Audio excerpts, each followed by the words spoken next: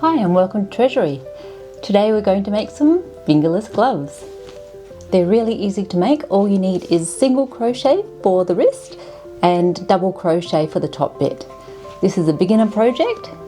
It's getting colder in most places in the world, so let's get started and make some fingerless gloves. To make these gloves, you're going to need some worsted weight yarn. For the green ones, I've used Paint Box wool mix yarn, so that's a nice soft wool mix. And this is from Spotlight in Australia. It's very similar, it's a wool mix. And you'll also need 2 crochet hooks. You'll need 4.5 and 5. So we're using the smaller hook for the cuff and then the larger hook up the top. So that'll just give you a nice snug fit. The first thing we need to do is to make the cuff, and we're going to learn how to make ribbing. So this is what we're making, but I'm going to show you in a chunky yarn just so you can see really clearly what's going on and how we start off this ribbing. So start with a slip knot. I have a separate tutorial if that's new, and we're going to put our hook in. So you are going to start with a 4.5mm hook, the smaller hook, to do this piece. Okay, so we're going to chain 16. So chain is yarn over and pull through. So 1, 2, 3, 4, 5, 6, 7, 8. I'm just going to do a short little sample, but you'll be chaining 16. We're going to put the hook in the second chain from the end. So insert, yarn over and pull through, and yarn over, pull through 2. So that's a single crochet, and we're going to single crochet all the way across. I'll do one more with you. Insert, yarn over, pull through, yarn over, pull through 2. So just do that all the way to the end.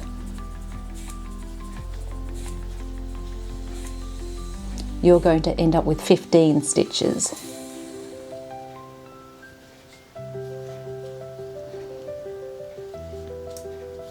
Okay, that's curling a little bit. Straighten it out. So that's our first row of single crochet. Now for the next row, we're going to chain 1, turn. For the first stitch, I want you to do just a regular single crochet. So you're going to single crochet into the base of that chain. And now to get this ribbing, we need to work into the back loops. So this is why I've used a chunky yarn.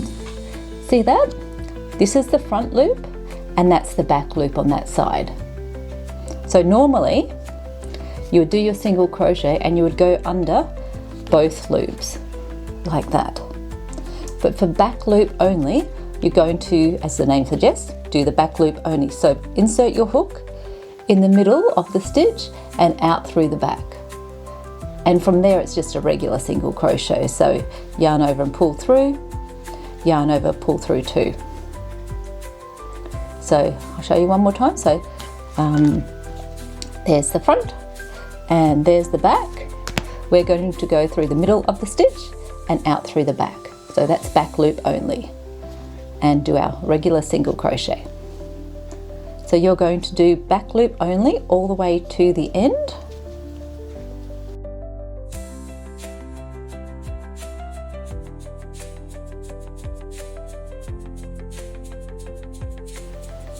And you can kind of see it here, but you see it much more clearly in the worsted weight yarn.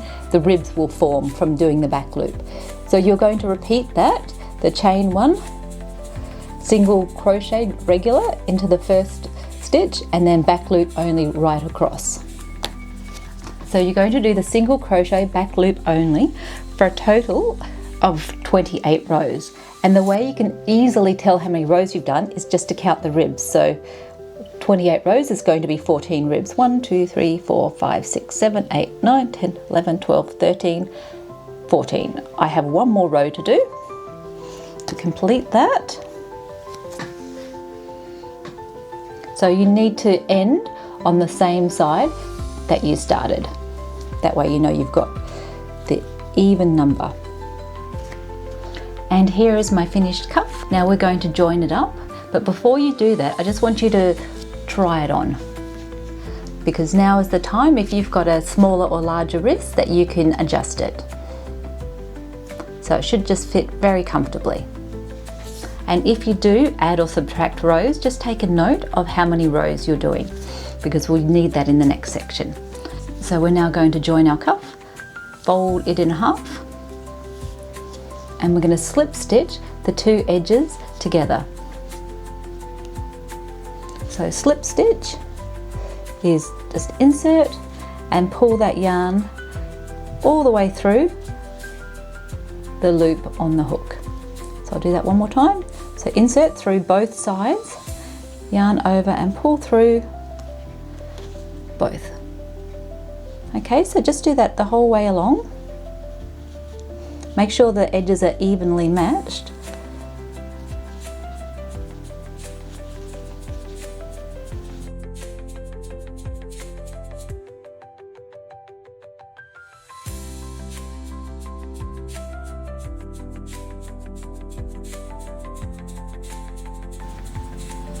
And we're at the end, last one. You might have to do two at the end just to make sure it's held together nicely. And we're going to turn this the right way out.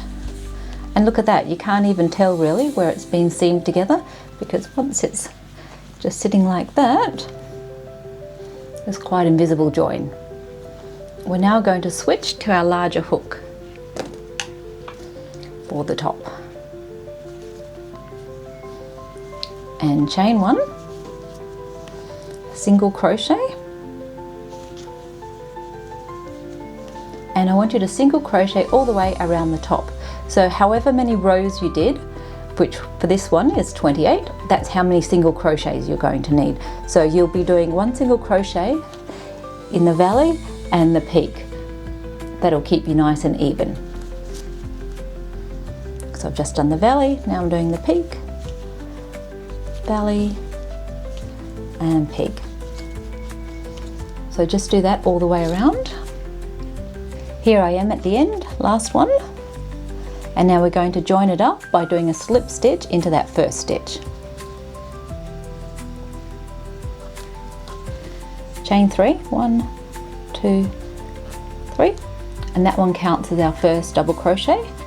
So into the next stitch, not the base, we're going to double crochet, which is yarn over, insert, yarn over and pull through.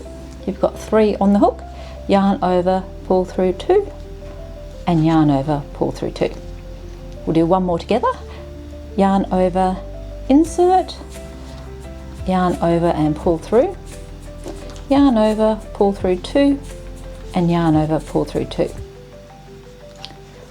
Double crochet all the way around until you get to the end, and I'll show you what to do next. We've got our 28 double crochet and join by doing a slip stitch into that third chain. The next step is to repeat that. We need 3 more double crochet rows. Here we've got our 4 double crochet rows, and I just want you to try it on again, because if we need to do a custom size, now's the time. It should sit comfortably on your wrist here, and this should be right below your thumb. So we're going to make a hole for the thumb next, but just make sure that's comfortably at the base of your thumb. So you can add an extra row or subtract if you need to adjust to your hand size. This is the row that we do the thumb hole. So the beginning bit is exactly the same. We're going to chain 3, 1, 2, 3, and now 10 double crochet and then stop there.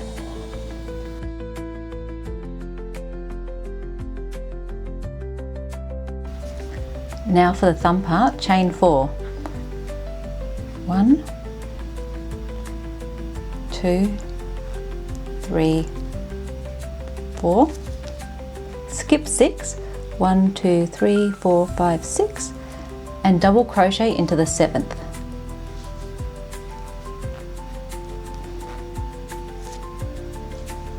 And that's our thumb hole. Now continue double crochet all the way around and join up into that third chain with a slip stitch. Here we are at the end, and we're joining with a slip stitch.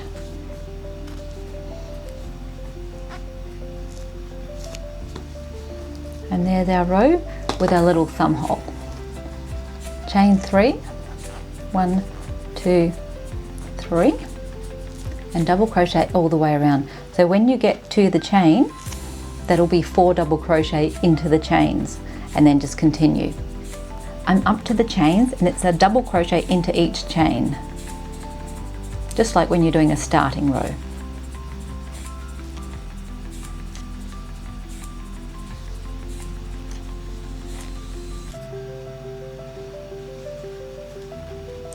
That's number 3 and now number 4. And just continue all the way around and join it up when you come to the end.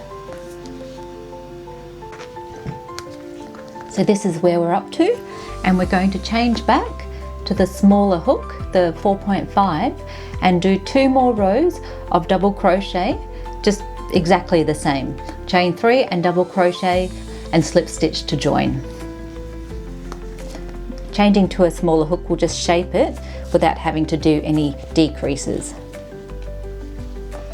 We've done those extra rows with a smaller hook, and before you fasten off, just try it on because you can still adjust it.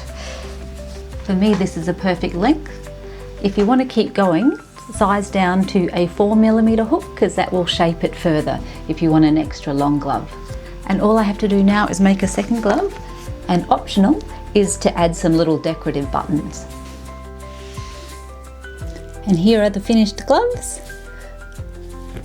I only had 1 crystal button, sadly. I'll have to find another one to match.